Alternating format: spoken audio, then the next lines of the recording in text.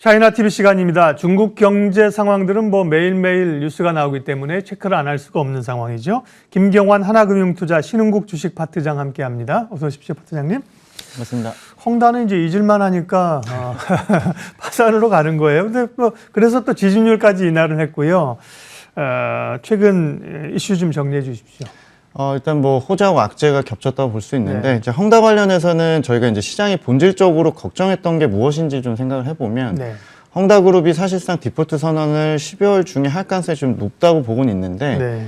그 간판을 내리는 것 자체가 시장의 충격은 아니고, 헝다그룹이 워낙 막대한 부채를 갖고 있기 때문에 그로 인해서 금융시장이나 채권시장의 어떤 크레딧 위험이라고 얘기하는 신용위험 쪽으로 번지는 게 하나가 될 거고, 두 번째는 현재 부동산 업황이 9월 이후부터 떨어지고 있습니다. 건설이나 분양시장이 냉각되면 중국 관련 화학이나 철강이나 이런 수요들에 대한 문제들이 더 반복적으로 악화되지 않느냐에 대한 우려 두 가지라고 보여지는데, 저희는 기본적으로 헝다 리스크가 터져서 부동산 시장이 생긴 문제가 아니라 규제를 오랫동안 한 결과물로 헝다 같은 리스크가 이제 후행해서 생긴 거고, 예. 지금 저희가 파악하고 있는 이슈들이 앞으로 이제 개선되기 직전에 가장 최악의 상황일 수 있다는 시각에 변함이 없고요.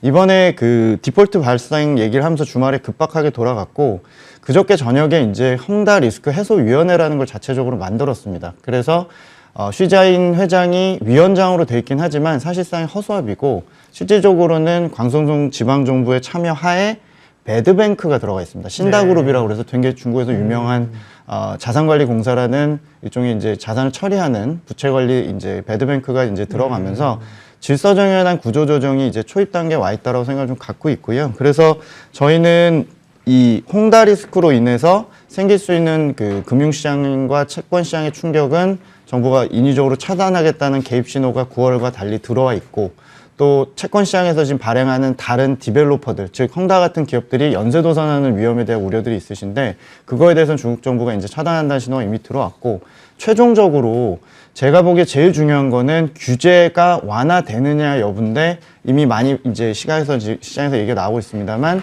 10월과 11월 달에 중국의 부동산 대출 데이터가 약 1년 반 만에 반등했거든요. 그래서 대출 데이터가 반등한다는 의미는 내년에 수요에 대한 우려 중에 부동산 건설 경기나 이런 수요에 대한 우려는 1분기 정도면 연착륙할 수 있을 걸로 저희가 기대를 합니다. 그래서 연결해서 제가 지준율 인하까지 시각까지 좀 말씀을 좀 드리면, 중국의 그 어떤 그 통화정책 시행보고서 이런 것들이 최근에 발표가 됐는데, 네. 대규모 양적 완화를 항상 지향한다는 표현을 2년째 써왔던 것들이 문구가 삭제가 됐고, 그 직후에 바로 지준율 인하가 단행이 됐습니다. 그래서 아마 저는 1, 2월 중에 추가적으로 지준율 인하가 또 있을 걸로 생각을 좀 갖고 있고, 저희가 보고 있는 중국의 유동성 대출 데이터는 코스피가 후행해서 좀 반영이 되거나 상품 가격과 연동된 굉장히 중요한 선행 지표인데, 해당 데이터는 11월부터 내년 4월 정도까지는 반등이 예상이 됩니다. 그래서 지금 그림이 떠 있는데, 유동성이나 이런 통화량 증가율이 반등을 하게 된다면 그동안 우리나라 코스피 시장에서 중국의 효과는 결국에 하단을 지지해주는 수요 쪽이나 이런 쪽의 요인이었었는데, 그게 지지를 못했었던 요인들이 반대로 신중한 좀 낙관으로 보실 수 있는 시각으로 좀 바뀌지 않겠냐 보고 있고요. 중국이 유동성이 확장형으로 전환이 되고, 오늘 이제 제가 가져온 내용 중에 인프라 투자라든지 내수 부양 관련된 조치들이 올해 거의 전무했던 시각에서 반대로 이제 눌렸던 것들이 올라오게 되면 전체적으로 중국 관련 모멘텀이 3월 달까지 놓고 보더라도 상당히 좀 좋게 작용할 가능성을 좀 보고 있습니다. 네. 헝다 이슈도 다시 불거졌지만 결국 이제 질서 있는 수순으로 가는 거고요. 시장이 이제 그걸 이제 인지하고 있는 것 같습니다. 그다음 전력난 이야기 이런 것도 요즘은 잘 못 들었습니다. 그러니까 내부적으로 네. 그런 문제를 수습해 가는 것 같고요. 악재는 또 많이 있긴 하지만 이제 내년 보면서 항상 미래는 긍정적인 걸 먼저 봐야 되니까요. 내년 중국 경제, 중국 시장 관련해서 기대 요인 어떤 건지 말씀해 주세요.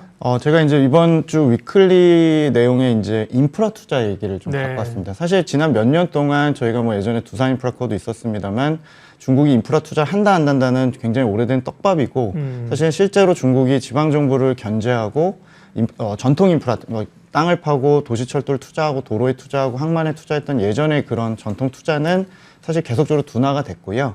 제가 이제 올해 10월까지 중국의 인프라 투자 업데이트를 해보면 연간 1.5% 정도밖에 증가를 못했습니다. 그러니까 제가 중국 커버한 지가 지금 13년에 14년 돼가는데, 네. 제가 통계를 본 이래 중국의 고정 투자 중에 3분의 1을 차지하는 정부 SOC 투자인 인프라 투자는 가장 역사적 저점까지 빠진 상태입니다. 그래서 제가 역사적 저점까지 빠졌으니 내년에 기술적으로 오를 거라고 얘기 드리는 부분은 아니고요. 네. 순환적으로 아까 말씀드린 대출이나 유동성 확장이 시작돼서 반등하는 부분이 있을 것이고, 그리고 중국이 통상적으로 부동산 건설 경기가 거의 2개 분기 연속 감소세나 마이너스로 돌아가게 되면 항상 정부 투자가 들어오는 시점이었습니다. 기억해보면 2008년, 9년에도 그랬었고 2015, 16년에도 그랬었습니다. 저는 한 5년 만에 중국 인프라 투자가 내년에 올해 한 1, 2% 증가해서 굉장히 더 높아지는 8, 9% 혹은 10%까지도 증가를 해서 반등할 걸로 예상을 좀 하고 있고. 위기가 오면 보통 정부가 돈을 풀어서 인프라나 이런 것부터 먼저 살리잖아요. SOC나. 그렇습니다. 그런데 올해는 그러면 그런 거를 안 한 건가요? 부동산 투자가 사실은 아까 그림에 잠깐 나왔습니다만 7월 달까지는 전년비로는 7, 8% 이상 증가를 유지를 했고요. 그러니까 중국에서 고정 투자 중에 한 축을 감당하고 있는 부동산 건설이 사실은 작년과 올해 상반기까지는 좋았었습니다. 네. 이제 규제 후폭풍으로 3분기부터 이제 계속 급냉을 했던 거기 때문에 적절하게 들어올 시점이 됐다고 생각을 갖고 있고요.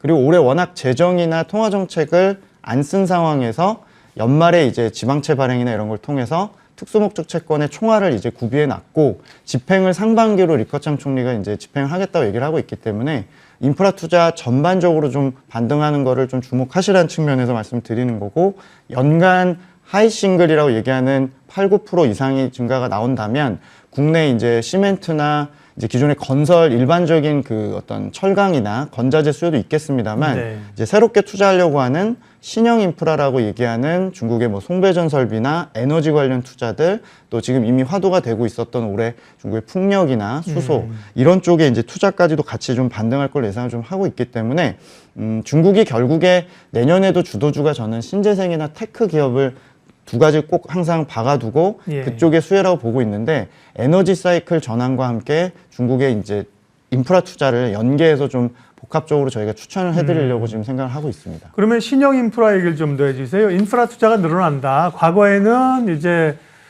정부가 도로 깔고 그다음에 뭐 항만 건설하고, 그래서 이제 우리 뭐 두산 인프라 코드 말씀하셨 굴삭기, 시멘트 이런데, 최근에는 이제 신형 인프라라는 게 결국은 뭐 5G 통신망을 깔다든지 뭐 이런 거잖아요. 네네네. 신형 인프라라고 하는 게 구체적으로 뭘 얘기하는지. 이게 사실 중국 정부가 처음 단어를 얘기한 건 2018년 12월, 그러니까 며칠 있으면 열릴 중국의 중앙경제공작회의에서 뜬금없이 갑자기 전통이니 신형이니 이런 걸 분리하지 않았었는데 신형 인프라라는 얘기를 시작을 했고, 2020년도에 그 중국의 국가발전개혁위원회에서 대략적으로 한 7대 업종 정도가 해당이 되는 공식적인 정부 발언으로 신형 인프라를 인정을 했고요. 그게 이제 5G 기지국도 있고 IDC라 불리는 데이터 센터나 뭐 스마트 시티 관련된 투자, 전기차 충전소, 그다음에 이제 궤도 열차라고 그래서 일종의 전통 인프라긴 합니다만 모노레일 같은 거나 도심간 철도 이런 것들까지 포함을 해서 시장 내에서 7대 테마를 사실 정했었습니다. 근데 5G 기지국 투자가 지난 2년 동안 굉장히 부진했고, 상대적으로 여전히 뭐 궤도 열차나 철도 중심으로 진행이 되면서 이거 그냥 컨셉상으로 진행하는 거 아니냐라는 생각들이 있었는데, 올해 들어서부터 중국이 지방채나 이런 걸 발행을 할 때 목적으로 신형 인프라 관련된 이런 IDC나 전기차 충전소나 내년에 이제 수소 스테이션이나 이런 쪽에 이제 투자가 증대되는 걸로 기대를 하는 게 신형 인프라고요. 신형 인프라랑 접목해서 올해 이제 시진핑 주석이 선언한 탄소 중립 선언, 그리고 2030년까지 탄소를 픽아웃 하겠다는 이제 관련해서 무조건 대출에 대해서는 신재생 관련이나 신재생과 연계된 이런 인프라, 기초 인프라 투자들은 은행권에서 굉장히 가감한 지원을 해주겠다. 그래서 녹색 채권이나 녹색 대출이라는 이름으로 상당히 좀 많이 공격적으로 투자 예상이 됩니다. 그래서 규모를 제가 좀 말씀을 드리면, 올해 진행된 중국의 범신형 인프라 투자와 그와 연계돼서 에너지까지 연계를 해서 좀 보면은, 여기서 말씀드린 에너지는 주로 이제 신재생 관련된 풍력이나 태양광을 포함해서 ESS 같은 저장소라든지, 그리고 중국이 그 송배전이나 이런 전기를 만들더라도 이렇게 이동하는 것들이 굉장히 형편없었기 때문에 관련된 특고압 설비 같은 것들, 이런 것들을 포함을 하게 되고요. 전체 규모는 올해 추정하기에 중국 GDP가 100조 RMB 정도인데 2조 RMB 정도 신규 투자가 예상이 되고, 연평균 한 GDP 대비 한 2% 이상 정도의 매년 투자가 예상이 됩니다. 그러면 종합을 해보면 투자의 목적은 인프라 투자가 반등을 하더라도 과거와는 좀 다르게 전체 한 60, 70% 정도는 방금 말씀드린 신형 인프라나 신재생이나 에너지 쪽에 관련된 투자 쪽으로 훨씬 더 더 지원하는 방향으로 가게 될 것이고, 인프라 투자가 내년에 한 10% 가까이 좀 반등을 한다면 그의 수혜의 70%는 여전히 신재생 쪽 분야나 에너지 쪽 중심, 그리고 예. 저희가 이제 종목표도 계속 갖고 와서 추천을 좀 드리고 있습니다만, 중국의 이제 특정 그런 캐펙스나 신형 인프라 관련된 투자의 대표 종목들을 주목하시면 됩니다. 여기에는 뭐 유명한 CATL 같은 기업들도 들어가 있고, 네. ESS 관련된 중국의 뭐 양광전력이나 수소 관련된 스테이션이나 수소 저장소 같은 걸 하고 있는 홍콩의 뭐 CMIC 엔릭이라든지, 또 풍력에서 유명한 금풍가게 같은 기존의 뭐 원래 신전생이네라고 생각할 수 있는 종목들도 있고, 내부적으로 특고합 관련된 그 송배전 쪽에 이제 일부 1등 기업들이라든지,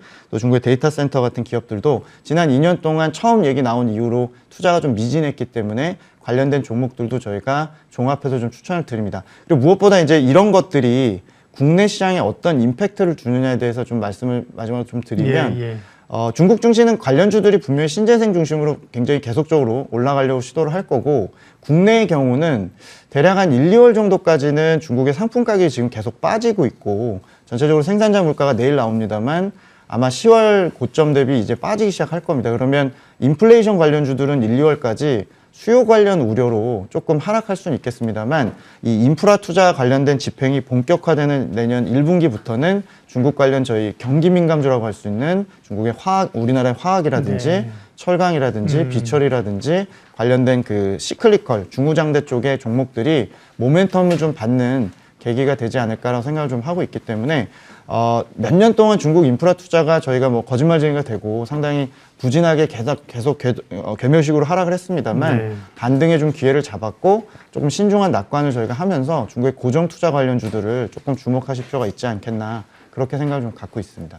오늘 중요한 얘기 해주셨습니다. 내년 중국을 바라보면서 인프라 투자, 특별히 신형 인프라에 대한 투자가 늘어날 수 있다. 그러면 중국의 관련 기업들, 또 국내 기업들은 어디를 봐야 될 것인지 인사이트를 주셨습니다.